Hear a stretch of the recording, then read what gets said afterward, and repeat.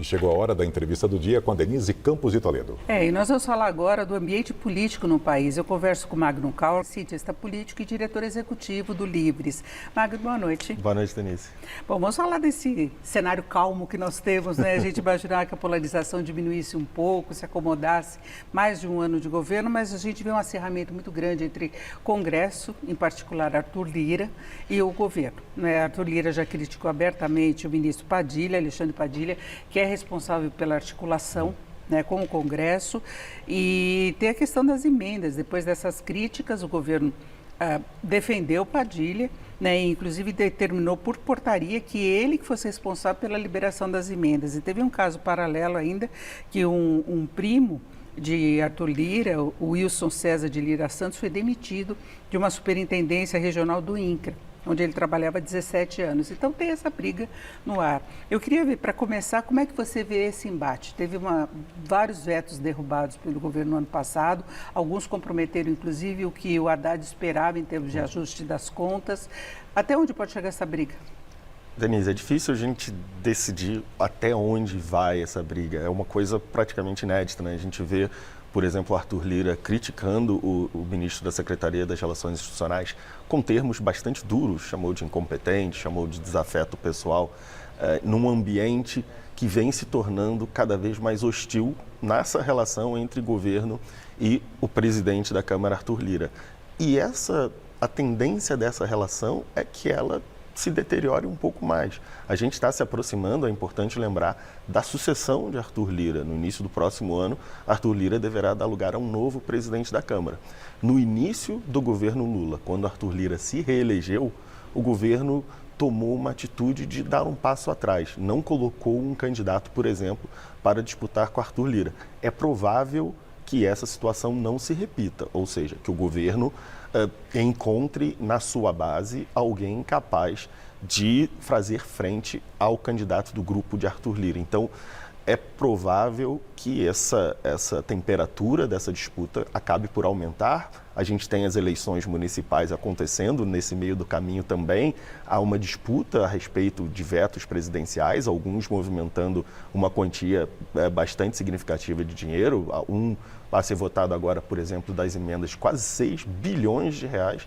Então, há poucas indicações de que as relações entre a Câmara dos Deputados, na figura do presidente Arthur Lira, e o Executivo vão se estreitar nos próximos meses. Agora, o PT tem experiência de que não é bom brigar com o presidente da Câmara, né? O que aconteceu com o Dilma Rousseff e Eduardo Cunha foi exatamente isso, e o estopim da história foi exatamente a disputa pela presidência da Câmara, né? E parece que Arthur Lira não gostou de jantares organizados pelo PT, a presença de representantes do partido com outros candidatos, né? Que não os apoiados por ele.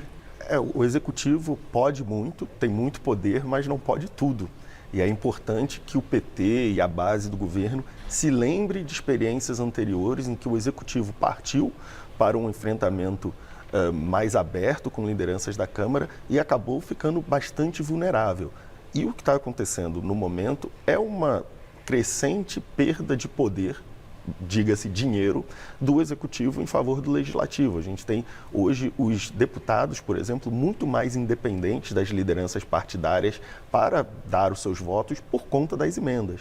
Então, as emendas empoderaram os deputados para se tornarem um pouco mais independentes. É por isso que é tão difícil hoje para o Executivo formar uma base coesa e é por isso que também é difícil para o Executivo cultivar uma relação estável com os parlamentares. E aí o Congresso, a Câmara em particular, consegue formar uma maioria para a defesa das emendas. De repente, a coisa correr por fora, à margem do governo. Inclusive, a definição da Alexandre Padilha foi através de portaria, para ele ser o responsável pela liberação das emendas, e querem derrubar essa decisão do governo, não é? Exato. Então, a gente pode ainda ter um novo round dessa disputa entre governo e Padilha contra Arthur Lira e seu grupo. O Congresso tem o poder, por exemplo, de derrubar a portaria que coloca a Secretaria de Padilha, mais uma vez, de intermediários entre os deputados e a aprovação das suas emendas pelos ministérios. Então, pode ser mais um golpe do lado do Legislativo para fazer com que a formatação dessa relação entre os deputados e as emendas seja um pouco mais direta, sem ter que depender do ministro Padilha como intermediário. E aí não é uma questão só da Câmara. A CCJ, presidente do Senado, aprovou a PEC do quinquênio, com reajuste do Judiciário, custo de 4 bilhões por ano. A Haddad até voltou antes do exterior para discutir essa questão e Lula fez uma reunião de emergência hoje. Você falava do custo que isso pode ter, agora tem outras pautas. Semana que vem, vários vetos do governo vão ser discutidos, podem ser derrubados. O Congresso tem conseguido a maioria para derrubar vários vetos do governo. No começo do ano foram 13 vetos derrubados, aliás, no mês de dezembro.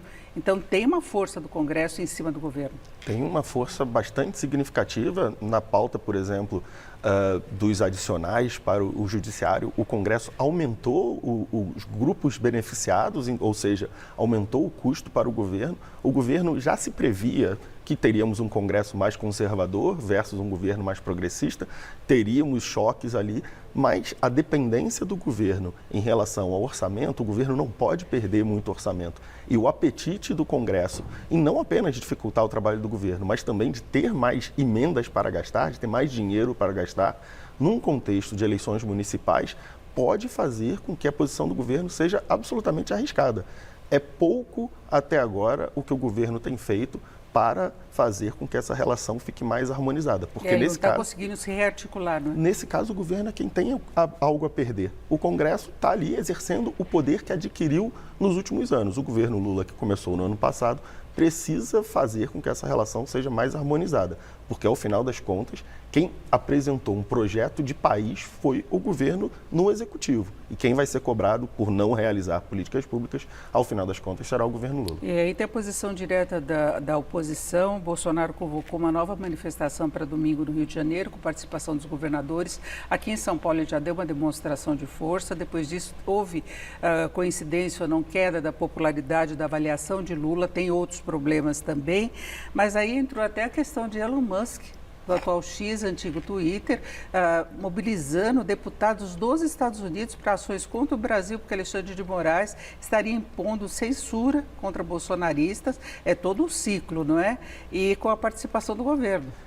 Alexandre de Moraes tem, como ele disse, Lula na coleira, mas Lula também manda Alexandre de Moraes, é isso? O governo acabou por forjar uma relação um pouco mais próxima do Supremo Tribunal Federal, até pelo contexto que nós, de disputa política que nós víamos anteriormente, mas a melhor coisa para o governo nesse momento seria tentar se distanciar.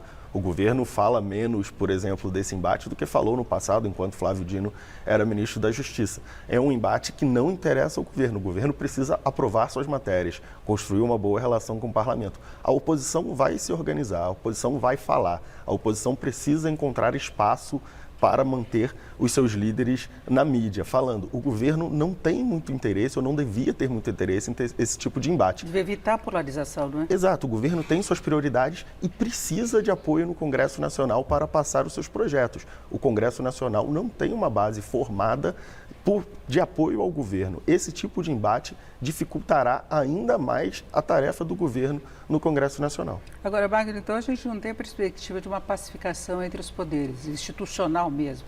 Não tem. Os incentivos também não estão muito alinhados.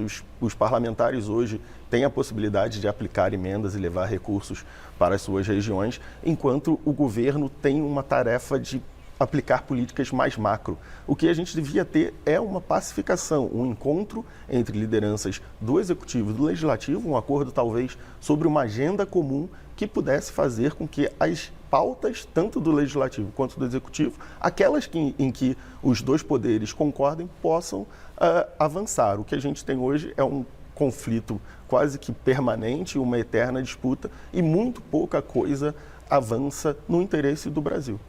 Houve muito avanço no ano passado, mas emperrou exatamente na medida em que não se tem essa articulação, né? A gente teve algumas demonstrações, por exemplo, na votação do arcabouço fiscal, na votação da reforma tributária, em que houve essa harmonização entre a pauta do governo e uma maioria na Câmara dos Deputados. Mas não é o que a gente vê constantemente, rotineiramente. Esses casos de boa articulação, principalmente em matérias muito importantes, acaba sendo mais a exceção do que a regra. Exatamente. É isso, eu agradeço muito a participação do Magno Cal, que é cientista político e diretor executivo do Livres. Mais uma vez, obrigada, uma boa noite. Obrigado, Denise, boa noite. Com vocês.